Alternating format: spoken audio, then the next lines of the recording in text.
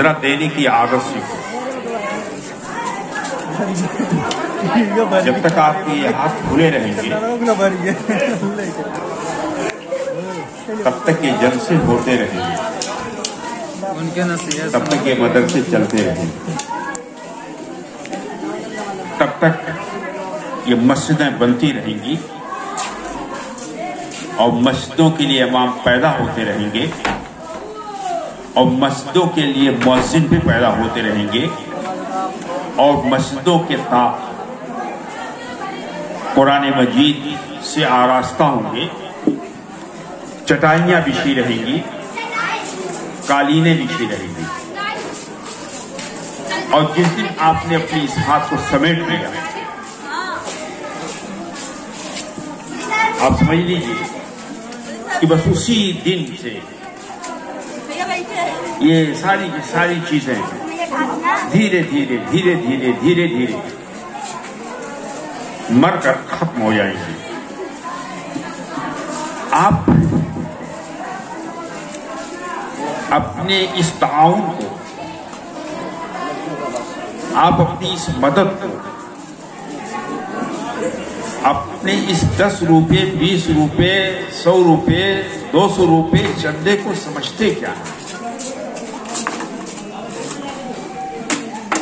آپ کی انہی چھوٹے موٹے چندوں سے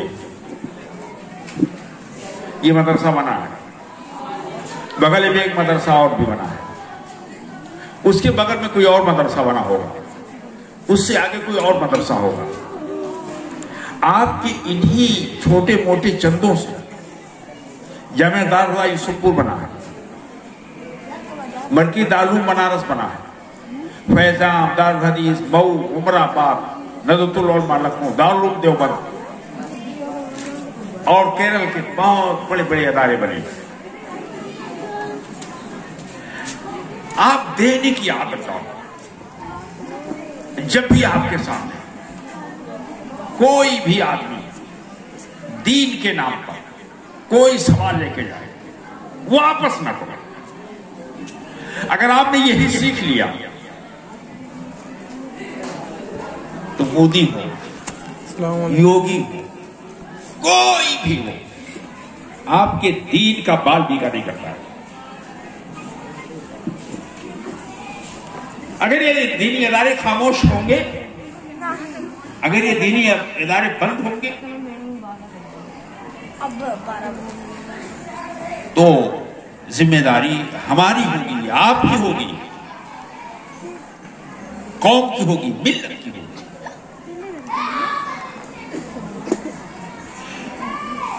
ہم میں سے جو لمبے چندے دیتا ہے ہم اس کے دائیں بائیں گھومتے رہتے ہیں, پھرتے رہتے ہیں, اور ہم میں سے جو کم چندے دیتا ہے ہم اسے ویٹ نہیں دیتے, ہم اسے وزن نہیں دیتے. جبکہ میری اپنی نظر میں کم چندہ دینے والوں کی, مختصر چندہ دینے والوں کی, چھوٹے اماؤنٹ میں چندہ دینے والوں کی اہمیت بڑے اماؤنٹ کے مقابلے میں کہیں زیادہ ہے. اس لیے کہ وہ تھک جائے گا, اس لیے کہ اس کی پیشانی پر سلوٹیں پڑ جائیں گی, اس لیے کہ وہ اپنی بدعمالی کی وجہ سے ایک دل لکھپتی کے بجائے بھکھو شاہ بن جائے گا. لیکن یہ جو چھوٹے چھوٹے چندہ دینے والے لوگ ہیں یہ بہت دنوں تک دیتے رہیں گے, اس وقت تک دیتے رہیں گے جب تک یہ دنیا پائے. میرے نبی چندوں کے ڈھیر پر چھوٹے چندے کو سب سے اوپر رکھا کرتے تھے اور فرمایا کرتے تھے کہ یہ جہد الموکل ہے, یہ ایک مفلس کا چندہ ہے, یہ ایک مسکین کا چندہ ہے, ایک ایسے آدمی کا چندہ ہے جس نے اللہ کی راہ میں دینے کے لیے رات بھر محنت کی ہے, رات بھر مشقت کی ہے.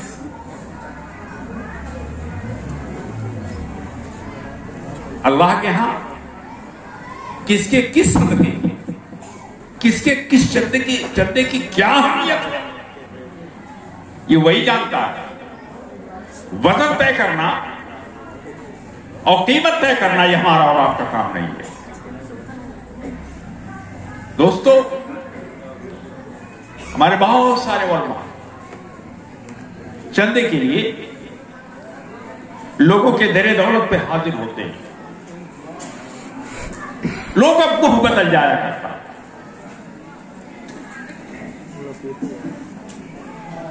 लोग का चेहरा बदल जाया करता। छोड़ दो ये आदत, छोड़ दो अपनी इस खसलत को। जब भी आपको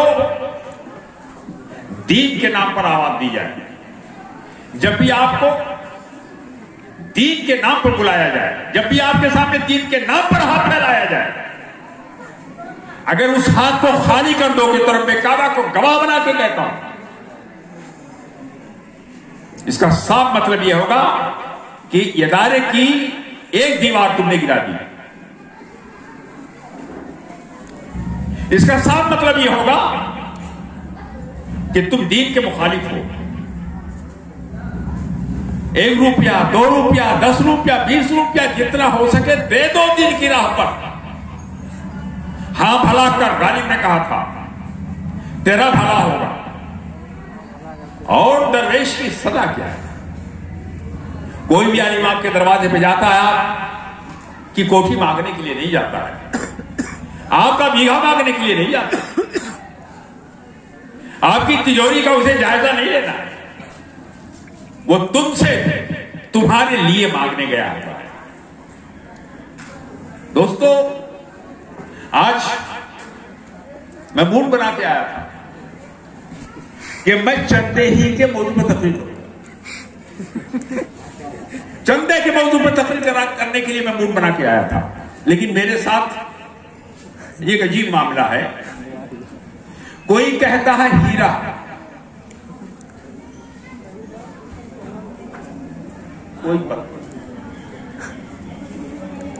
कोई कहता है हीरा, कोई पत्थर। मैं बकदरे ज़र्फ़ परखा जा रहा हूं, मैं बकदरे ज़र्फ़ परखा जा रहा हूं। मैं जानता हूं कि मैं अवामी जलसों का खतीब नहीं, मैं जानता हूं कि मेरी बहुत सारी बातें लोगों के सरों की बुलंदियों से गुजर जाती हैं, और अवामी जलसों का खतीब बनना कोई आसान काम भी नहीं है। अवामी जलसों का मुकर्रिर बनना कोई आसान काम नहीं है। हज़रत उलमाए किराम से मैं अर्ज करना चाहूंगा, क्या आप लोग जमीन पे उतर के खिताब करें, जमीनी मखलूक को अपना मुखातब बनाओ, गली और कूचों के जो मसाइल हैं उन्हें छेड़ो, समाज के जो मसाइल हैं उन्हें टारगेट करो, माशरे की दुखती हुई रग पर उंगली रखने की कोशिश करो, और माशरे के जख्म पर मरहम रखने का काम। मसाइल का हुजूम है, मसाइल के अंबार हैं, तन्हा दाग दाग है। जरूरत है कि हम पैबंदकारी करें। तो मैं आपसे यह अर्ज कर रहा था कि आपसे जब भी कोई भी दीन के नाम पर कुछ मांगे, वापस मत करो, वापस मत करो। मैंने देने वालों को गरीब होते हुए नहीं देखा, और मैंने मना करने वालों को अमीर होते हुए नहीं देखा है। कल जो दे रहा था आज भी वो दे रहा है, कल भी वो देगा, और वो गरीब नहीं। और कल जो नहीं दे रहा था आज भी जो बखील है, और शायद कल उसकी औलाद भी बखील हो जाए, उसके घर से हड़िया तेरी और खपड़िया मेरी नहीं गई। دینی کیا ہے؟ ایک بات اور کر دو، عرض کر دو.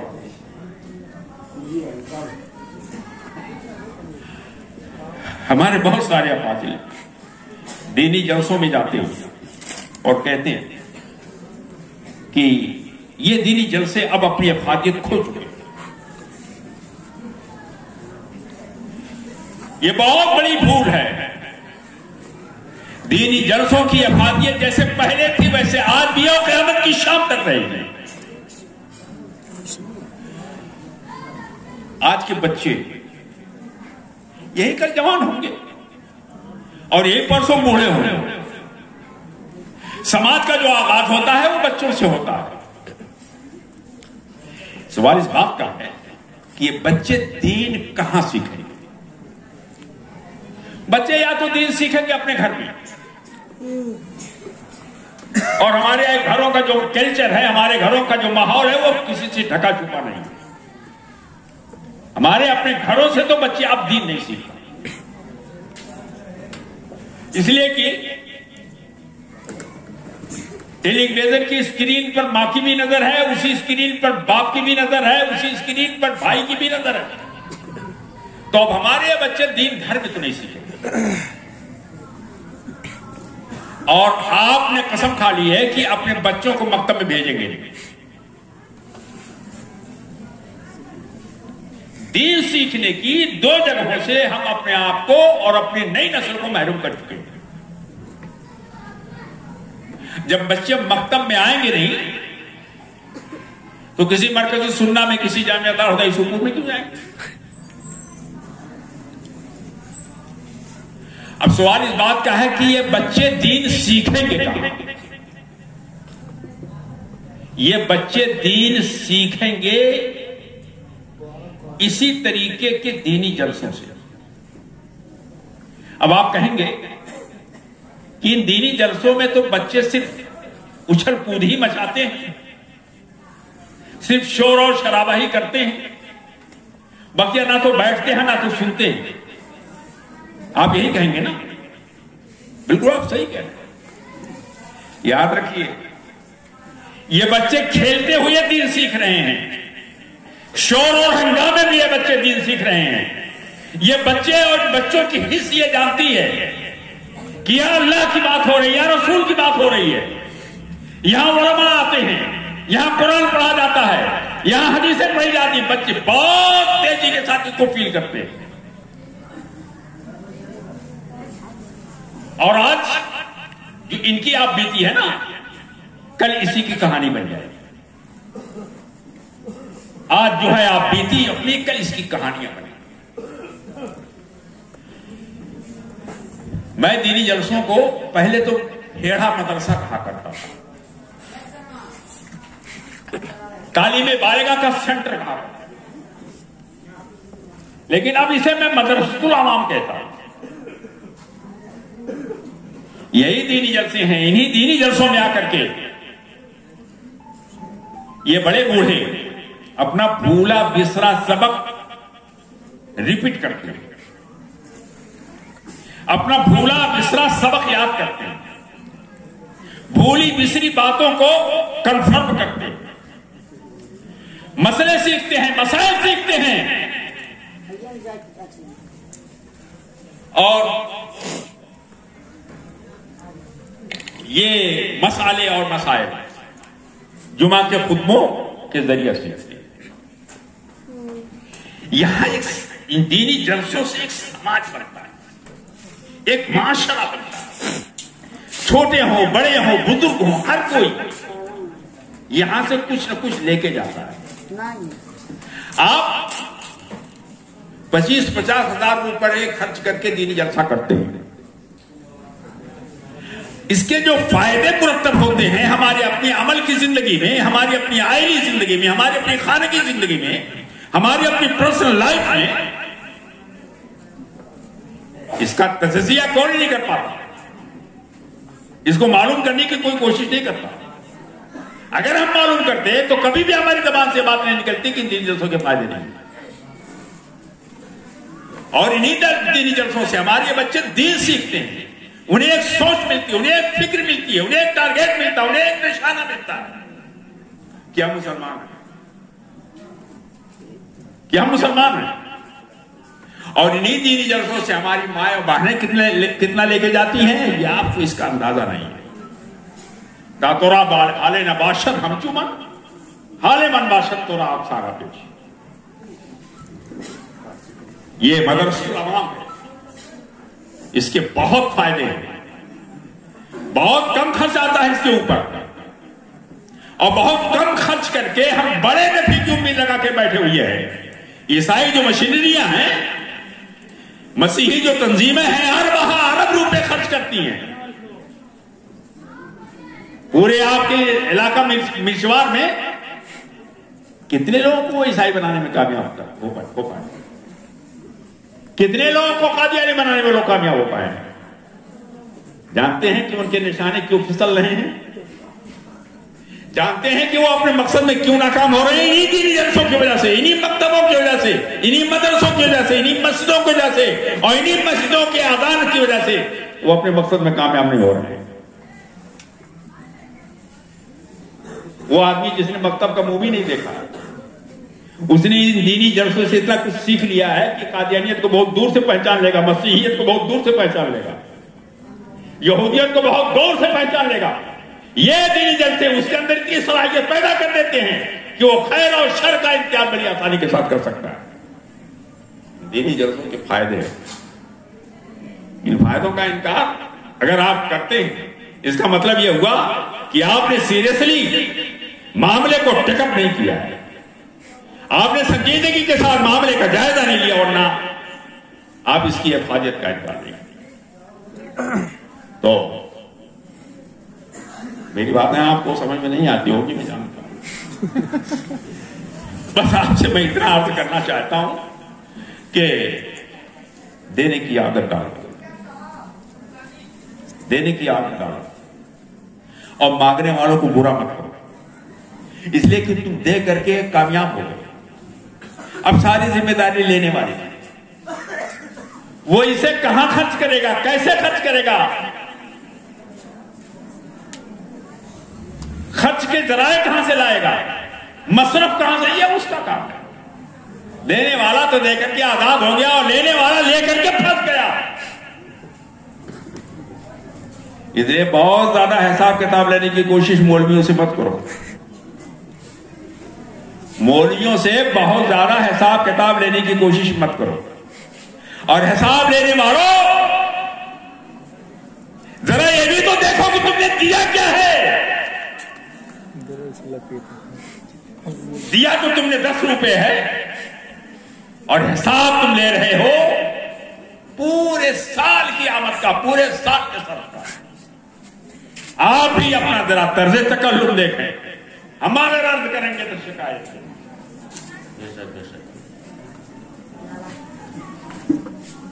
زیادہ حساب کتاب کے پیچھے مت رہو، دے کر کے بھول جاؤ کہ مجھے ضیاء اللہ کو کچھ دیا، چھوڑ دو مجھے ضیاء اللہ پر. یہ چل کر کے وہیں جہاں سارے اولین اور سارے آخرین اکٹھا ہوں گے حساب کتاب پیش کریں گے. خدا کی راہ میں دینا ہے گھر کو بھر لینا، ایسے ایک شعر ہے. خدا کی راہ میں دینا ہے گھر کو بھر لینا، ادھر نکالے ادھر داخل خزانہ ہوا. زیادہ حساب کتاب لینے کی کوشش نہیں. بلکہ زبیدہ نے جو کہا تھا نا، نہر زبیدہ کی تعبیر پر کہ ترکت الحساب الیوم الحساب. زبیدہ نے نہر زبیدہ کھلوایا. میر منشی جب حساب کتاب کے لیے سارے رجسٹر لے کے حاضر ہوا تو زبیدہ نے سارے رجسٹروں کو ندی میں پھینک دیا، دریا میں پھینک دیا، اور ایک تاریخی جملہ استعمال کیا تھا، ترکت الحساب الیوم الحساب. ہمارا یار مجھ کو کیوں حساب دینا، جس کو حساب دینا ہوگا اس کو حساب دینا. ہماری قوم کی سب سے بڑی بدنصیبی ہے کہ یہ حساب زیادہ لیتی ہے اور دینا کم جانتی ہے. اور وہ قوم جس قوم کے یہاں سے اعتماد اٹھ گیا، وہ قوم جو ہر کسی کو شک اور شبہ کی نظر سے دیکھنے کی عادی ہو گئی، نہ وہ قوم اس دنیا میں پنپی ہے اور نہ پنپ پائے گی. صرف دینے کی عادت ڈالو. حساب کتاب کے چکر میں بھی زیادہ مت پڑو. تم دیے اور کامیاب ہو گیا، لینے والا پھنس گیا. جیسے کہتے نہیں کہ جو ہنسا وہ پھنسا. جس نے چندہ لیا وہ پھنس گیا، جس نے دے دیا وہ تو کامیاب ہو گیا. رب کعبہ کی قسم.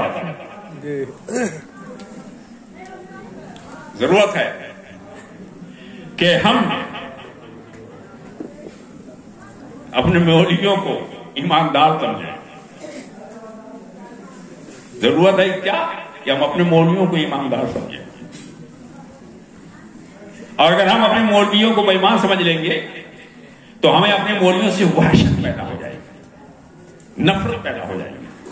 اور جب وحشت اور نفرت دونوں اکٹھا ہو جائیں گی تو تمہارے ہاتھ سکڑ جائیں گے. اور جب تمہارے ہاتھ سکڑ جائیں گے تو اس مولوی کا کیا بگڑے گا؟ اس مولوی کا کیا بگڑے گا؟ ارے وہ تو یہ شعر پڑھ کر کے آگے ادھر جائے گا، ملے نہ پھول تو کانٹوں سے دوستی کر، ملے نہ پھول تو کانٹوں سے دوستی کر لی. کچھ اس طرح سے بسر ہم نے زندگی کر لی.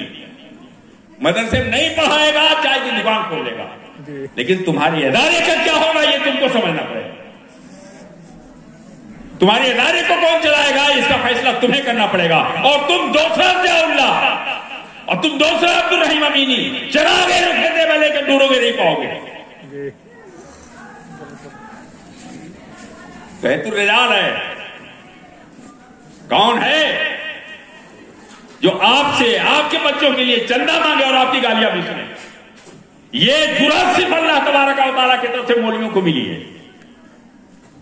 اور یہ بے شرمی اللہ کی طرف سے صرف مولویوں کو ملی ہے کہ وہ آپ کی گالیاں بھی سنے گا، آپ کے دروازے پہ بھی جائے گا، آپ سے لے گا بھی اور آپ کے بچوں پہ خرچ بھی کرے گا.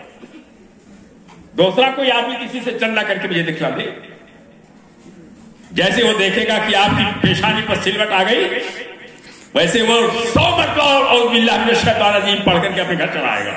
پھر آپ کو پلٹ کے نہیں دیکھے گا. یہ صرف مولوی برادری ہے کہ آپ کی گالی بھی سنے گی، آپ کے دروازے جائے گی بھی اور آپ سے چندہ بھی لے گی اور آپ کے بچے کو زیور تعلیم سے آراستہ بھی کرے گی. یہ جرات رندانہ اور کسی کے اندر نہیں ہے. کیا خیال؟ یہ جرات صرف اللہ کی طرف سے بولی ہوگی. اس لیے کہ مولوی جانتا ہے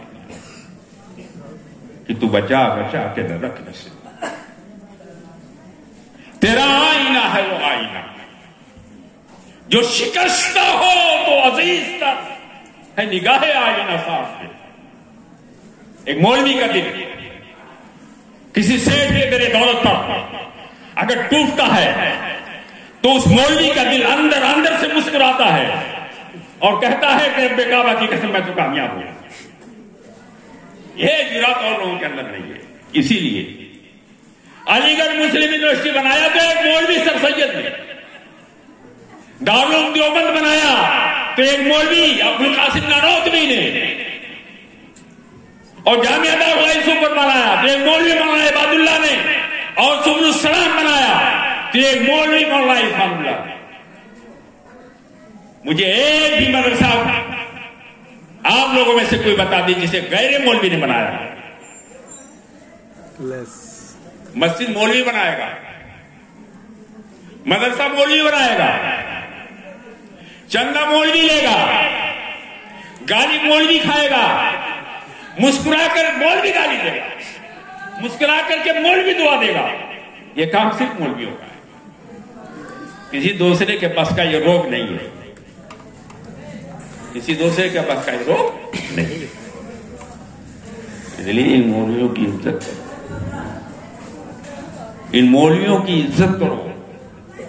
اسی میں آپ کے دین کی کامیابی ہے، اسی میں آپ کی آخرت کی کامیابی ہے، اسی میں آپ کے بچوں کی کامیابی ہے، اسی میں آپ کے مستقبل کی کامیابی ہے. اور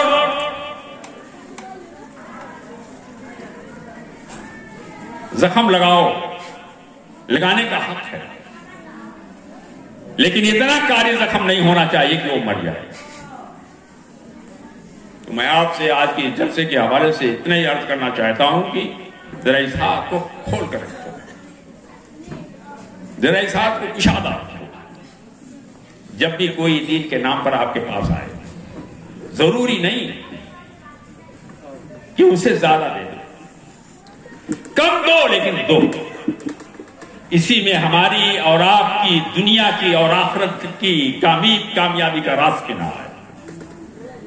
اور گفتگو تو مجھے بہت لمبی چوڑی آپ لوگوں سے کرنی تھی، لیکن میں جانتا ہوں کہ میری نہ تو بات آپ کو سمجھ میں آئے گی اور نہ ہی میرا لہجہ آپ کو سمجھ میں آئے گا، ہاں۔ اور ہم ٹھرا بیچتے ہیں، ٹھرا آپ کو سمجھتے ہیں؟ نہیں مولانا، شراب کی کئی قسمیں ہیں،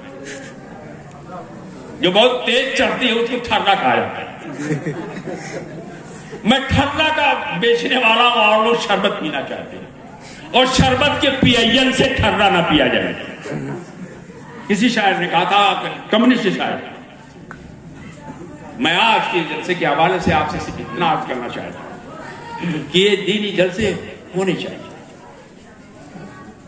یہ دینی جلسے ہونے چاہیے، اور ان دینی جلسوں میں بچوں کے یہ پروگرام ہوتے رہنا چاہیے۔ اسے ان کا ذہن بنتا ہے، ان سے انہیں سوچ ملتی ہے، فکر ملتی ہے، ان کا دین ان کے سینے کے اندر محفوظ ہو رہا ہے۔ اور اگر یہ جلسے نہیں ہوں گے تو یہ بچے دین کہاں سے؟ آپ بتا مولی احمد حسین صاحب کو سننا چاہتے ہیں، میں بھی ان کو سننا چاہتا ہوں، اور ان کو تو فضا سننا چاہتی ہوں، کان لگا کے سننا چاہتی ہوں، اس لیے کہ ان کو مشیت کی طرف سے آوازیں ایسی ملی ہے کہ جس کان سے ٹکرا جائے اس کان میں شہد ہو جائے۔ یہ رتبہ بلند ملا جس کو ملا۔ آواز بھی ایک نعمت ہے، آواز بھی اللہ کی ایک نعمت ہے۔ یہ نعمت جس کو مل گئی اس کو مل گئی، اور جس کو نہیں ملی اس کو نہیں ملی۔ کسی کو کچھ اس نے دے دیا، کسی کو کچھ دے دیا، کسی کو کچھ دے دیا، کسی کو کچھ دے دیا، کس کو پھر کیا ملا، یہ محمد تک کی بات۔ تو جلدی جلاتے ایک بات پھر میں آپ سے عرض کرنا چاہتا ہوں کہ جب تک چندہ ہے تب تک یہ دین ہے۔ جس وقت چندہ بند ہو جائے گا، خاکم بدے ہیں، نعوذ باللہ مرات مکررات، یہ دین خاموش ہو جائے گا۔ اور زیادہ قریت کی ضرورت نہیں، زیادہ تفتیش کی ضرورت نہیں، زیادہ چھان اور پھٹک کی ضرورت نہیں۔ جو بھی آئے، جو بھی ہو سکے اسے دے دو۔ تم دے کے کامیاب ہو گیا اور وہ لے کے پھنس گیا۔ انہی چند باتوں کے ساتھ اپنی باتوں میں ختم کرتا ہوں۔ السلام علیکم ورحمۃ اللہ وبرکاتہ۔